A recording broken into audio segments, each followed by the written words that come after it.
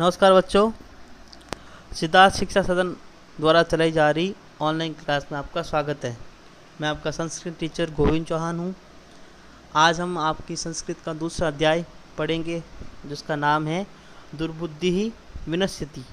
दुर्बुद्धि ही, बुरी बुद्धि वाला, खराब बुद्धि वाला, या फिर ऐसा व्यक्ति जिसके अंदर बुद्धि नहीं है। विनश्यति, विनश्यति का अर्थ है विनाशित हो जाता है या खत्म हो जाता है। जिसके पास बुद्धि नहीं है वो खत्म हो जाता है। हमारे पाठ का अर्थ है, तो सबसे पहले हम पाठ के शब्दार्थ देखेंगे। बच्चों, एक चीज़ मैं आपको कहना चाहता हूँ, ऑनलाइन क्लास चल रही है हमारी, और ऑनलाइन क्लास में हम दोनों समक्ष नहीं है। मेरे हाव भाव आप नहीं पहचान पा रहे हो, लेकिन मैं जो बोल रहा हूँ आप उसके ऊपर अगर अच्छे से ध्यान दो तो जो हम आमने सामने बैठ के पढ़ते हैं ना, उससे भी अच्छे पढ़ सकते हैं।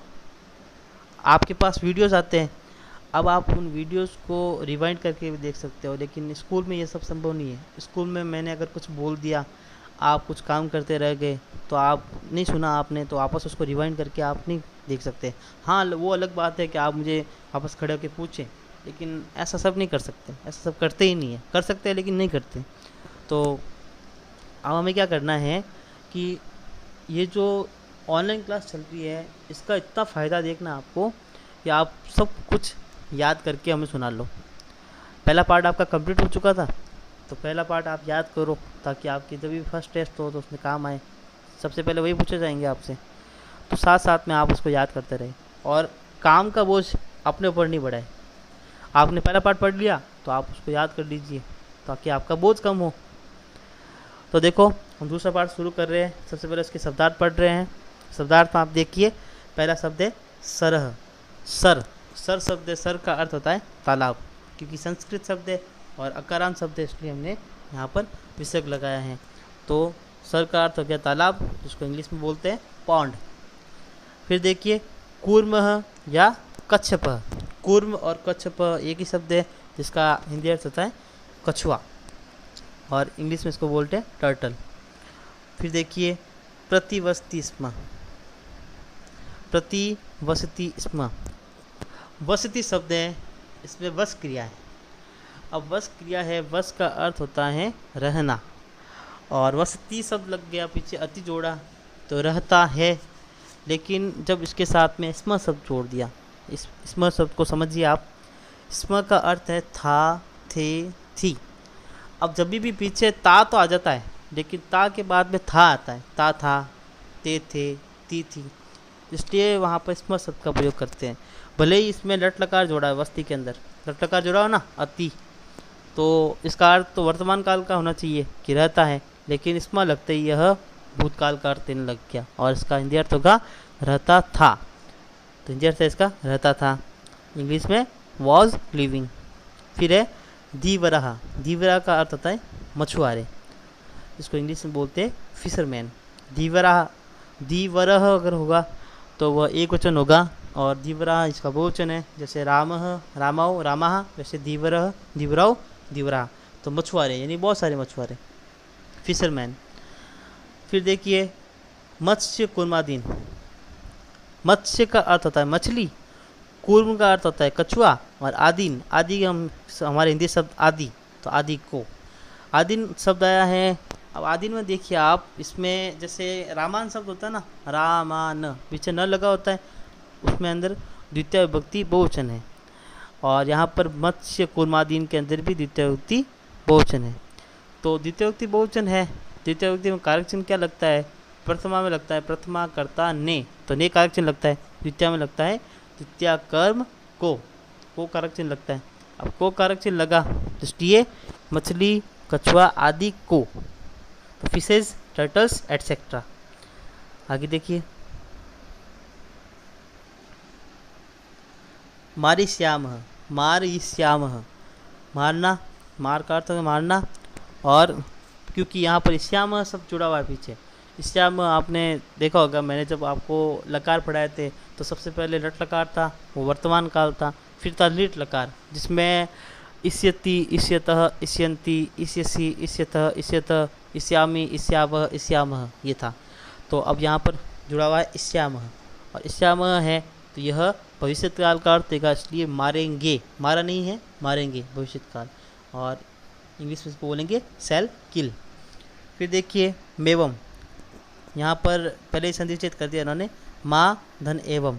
माँ का अर्थ होता है नहीं, माँ का अर्थ होता है नहीं, और एवं का अर्थ है ऐसा, तो मेवम का अर्थ हो गया ऐसा नहीं।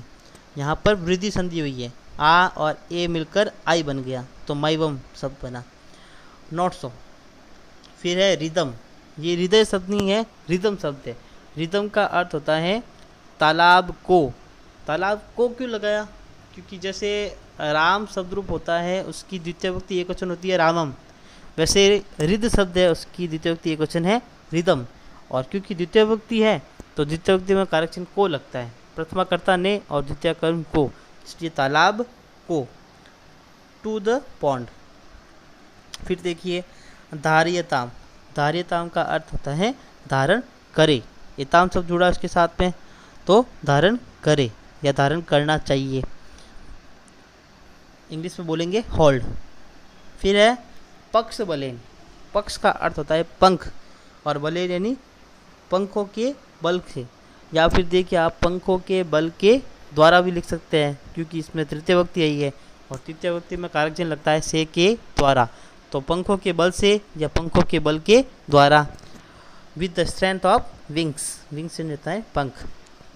अपाय, अपाय का अर्थ होता है हानि, जिसको इंग्लिश में बोलते हैं हार्म। आगे देखिए नियमान, नियमान का अर्थ हो गया ले जाते हुए, बीइंग कैरिड इंग्लिश में। फिर देखिए अवलोक्य, अवलोक्य का अर्थ होता है देख कर। अवलोक्य के अंदर लेप प्रत्यय जुड़ा है संस्कृत का, और जब लेप प्रत्यय जुड़ता है तो पीछे कर लग जाता है, तो अवलोक और उसके साथ में कौन सा प्रत्यय? लेप, तो अवलोक्य शब्द बना, तो देख कर, लुकिंग। फिर देखिए लंबमानम, लंबमानम का अर्थ होता है लटकते हुए को, क्योंकि यहाँ पर द्वितीय विभक्ति लगी हुई है इसलिए को कारक चिन्ह लगा, तो स्विंगडिंग। फिर देखिए उड्यते, उड्यते का अर्थ है उड़ रहा है।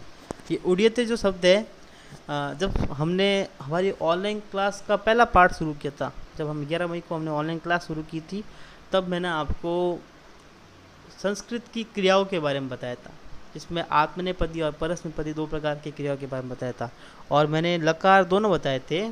उसमें लट लकार जो है वो आत्मनेपदी भी होता है और परस्मैपदी भी होता है। तो आत्मनेपदी जो होता है उसमें तो परस्मैपदी में तो हम जोड़ते हैं अति अत अंति, और आत्मनेपदी जो होता है उसमें अते एते अंत्य जोड़ता है। तो यहाँ पर जो उड्यते है इसमें अते शब्द जुड़ा हुआ है, यानी उड़ रहा है या उड़ता है, फ्लाइंग। फिर देखिए विस्मृत्य, विस्मृत्य का अर्थ है भूल कर, फॉरगेटिंग। फिर है भस्म, भस्म का अर्थ होता है राख, एसेस। फिर सूरिदाम, सूरिदाम का अर्थ देखिए आप मित्रों का, के और की, ऑफ फ्रेंड्स।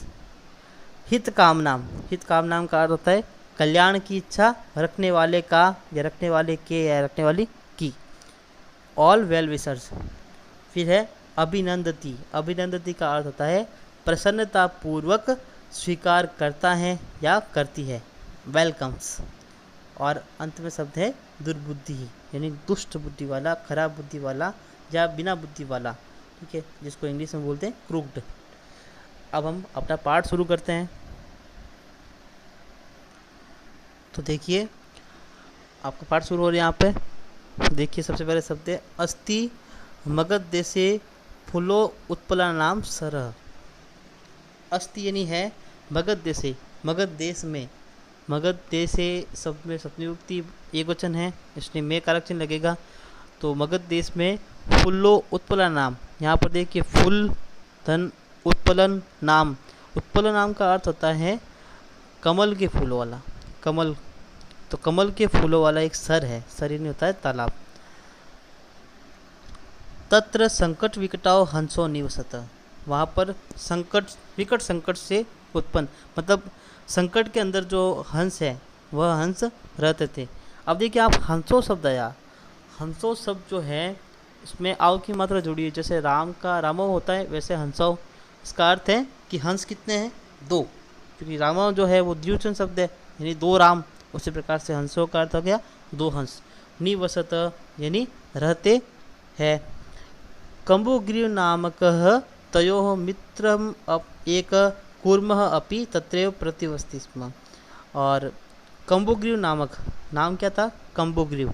उस नाम का उनका एक तयोः यानी उनका मित्रम, उनका मित्र, एक कूर्म यानी एक कछुआ, अपि यानी भी, तत्रैव वहाँ ही, प्रतिवसति स्म रहता था। अथ एकदा धीवराः तत्र आगच्छन्। अचानक एक दिन वहाँ पर धीवरा, धीवरा का अर्थ हो गया मछुआरे, मछली पकड़ने वाले जो है वह आए। ते अकथयन्, उन्होंने कहा, वयम स्वः मत्स्य कुर्मादीन मारिष्याम। स्वः का अर्थ होता है आने वाला, कल। मैंने जब आपको अव्यय शब्दों के बारे में पढ़ाया था तब ये पढ़ा था हमने, तो उसमें था स्वः। स्वः का अर्थ है आने वाला कल, और यह का अर्थ होता है बीता हुआ कल। तो कल हम मत्स्य कुर्मादीन, मत्स्य का अर्थ है मछली और कुर्म कछुए, तो मछली और कछुओं को मारिष्याम यानी मारेंगे, भविष्यत काल। एतत् श्रुत्वा कूर्मः अवदत्, यह सुनकर कछुआ बोला, मित्रे। अब मित्रे क्यों लिखा? मित्र जो शब्द है उसको नपुंसकलिंग शब्द के अनुसार चलाते हैं। जैसे फलम फले फलानी, वैसे मित्रम मित्रे मित्राणी। तो फलम फले फलानी, फले जो शब्द है वो द्विवचन शब्द है, उसी प्रकार से मित्र का भी बनाएंगे। तो मित्रम मित्रे मित्राणी में यहाँ पर उन्होंने लिखा मित्रे, क्योंकि 2 हंस थे इसलिए मित्रे। तो मित्रे किम युवाभ्याम धीराणाम वार्ताम श्रुता। युवाभ्याम का अर्थ होता है तुम दोनों के द्वारा, तुम दोनों के द्वारा। ये जो त्वम शब्द है उसकी तृतीय विभक्ति द्विवचन है।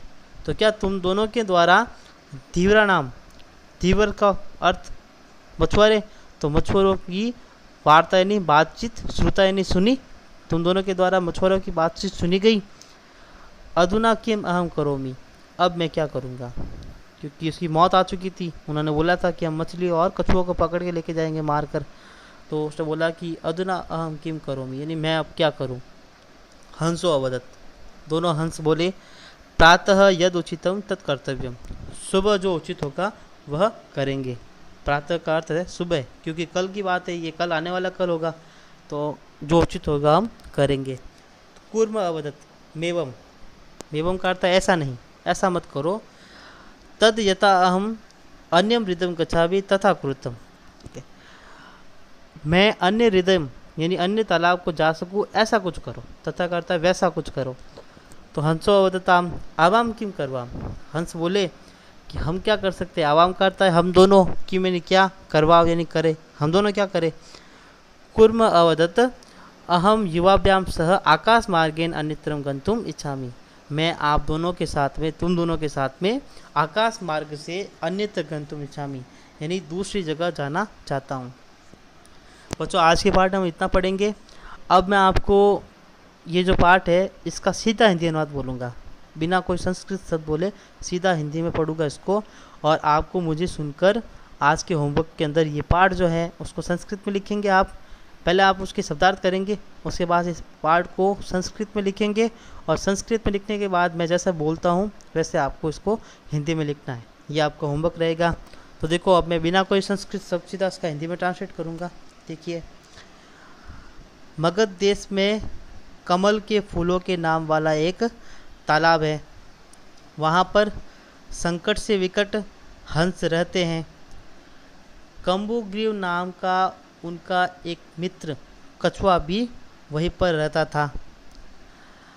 एक दिन मछुआरे वहाँ पर आए। उन्होंने कहा हम कल मछली और कछुओं आदि को मारेंगे। यह सुनकर कछुआ बोला, हे मित्र, क्या तुम लोगों ने मछुआरों की बातचीत सुनी? अब मैं क्या करूँगा, अब मैं क्या करूँ। हंस बोले, सुबह जो उचित होगा वह हम करेंगे। कछुआ बोला, ऐसा नहीं, ऐसा करो कि मैं खुद किसी दूसरे तालाब तक पहुंच जाऊं। तो हंस बोले, हम क्या करें, हमें क्या करना चाहिए। तो कछुआ बोला कि मैं तुम दोनों के साथ आकाश मार्ग से अन्यत्र यानी कि दूसरी जगह जाना चाहता हूँ या जाने की इच्छा रखता हूँ। तो बच्चों, मैंने जैसे हिंदी में ये बोला है वैसे आप इसको सुनकर हिंदी में ट्रांसलेट करके लिखेंगे, ध्यान से सुनेंगे, रिवाइंड कर करके सुनेंगे ताकि कुछ भी वर्ड गलत नहीं हो। और आपको वापस जब आप स्कूल खुलेगी तब हम इस पार्ट का रिवीजन करेंगे, तब आपको हिंदी अर्थ इसका पूछा जाएगा, तो इसलिए आप उसको याद भी कर लेंगे। Thank you.